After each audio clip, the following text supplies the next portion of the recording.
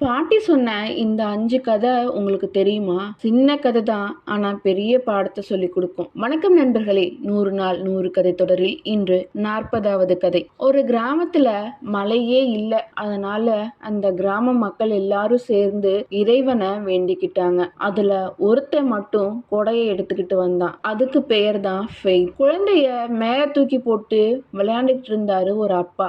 ஆனா அதுக்கு பயப்படாம அந்த குழந்தை தன்னோட அப்பாவை பார்த்து சிரிச்சுக்கிட்டு இருந்தது. அதுக்கு பேரு தான் ட்ரஸ்ட். நாளைக்கு நம்ம உயிரோட இருப்போங்கிறதுக்கு எந்தவித உத்தரவாதமும் இல்லை. ஆனாலும் ஒவ்வொரு நாள் இரவும் அலாரம் வச்சுட்டு படுக்கிறோம் இல்லையா, அதுக்கு பெயர் தான் ஹோப். நடப்பது எதுவும் நம்ம கையில இல்லைங்கிறது தெரிஞ்சிருந்தோம் எதிர்கால திட்டம் போடுறோம் இல்லையா, அதுக்கு பெயர் தான் கான்ஃபிடன்ஸ். உலகமே கஷ்டப்படுறத நம்ம தினமும் பார்த்துக்கிட்டு இருந்தாலும், அது போல நமக்கு கஷ்டம் ஏற்படுங்கிறத தெரிஞ்சிருந்தாலும் நாம திருமணம் செஞ்சுக்கிறோம் இல்லையா, அதுக்கு பெயர் தான் ஓவர் கான்ஃபிடன்ஸ் அப்படின்னு அந்த பாட்டி 5 கதைகளை குழந்தைகளுக்கு சொல்லி முடிச்சாங்க. இந்த 5 கதைகள்ல உங்களுக்கு எந்த கதை ரொம்ப பிடிச்சிருந்ததுன்னு மறக்காம கமெண்ட் செக்ஷன்ல சொல்லுங்க. இந்த மாதிரி கதைகளை கேட்கறதுக்கு நம்மளோட சேனல் தகவல் கார்னர் 360 மறக்காம சப்ஸ்கிரைப் பண்ணிக்கோங்க.